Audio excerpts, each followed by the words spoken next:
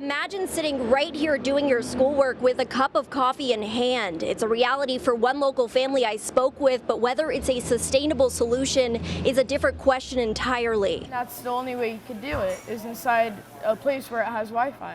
What may look like a neighborhood coffee shop is now a classroom for sixth grader Brody Felchlin and his brother Kai, who's starting kindergarten.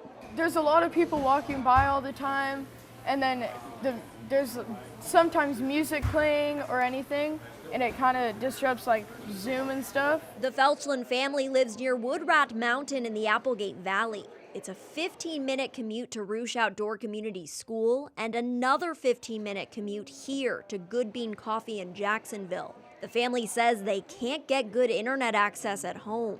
We have a little bit of cell phone coverage, but once you drop past our house and go around, nothing. They put their cell phones in their drawers and they're done. The switch to virtual learning this fall left Brody and Kai's mother, Rachel, scrambling for a solution. I'm going to go to Ruch and sit in the parking lot with my high schooler and my middle schooler for 2 hours a day, let them get the first portion done, and then we'll have to get on the road and come here. Rachel says neighboring families have similar plans, but for some, leaving home isn't an option. They don't know where to take their kids. They run farms. They're not going to be able to leave their farms from October to November. It's harvest. Ruch Outdoor Community School Principal Julie Berry says there's no easy fix. The only way that they would be able to do school this year is if we provided materials or we were able to bring them in and do some face-to-face learning. Berry says roughly 30% of families at the school can't connect to the internet. And while the Medford School District is giving out free hotspots for better Wi-Fi access, it won't solve the problem.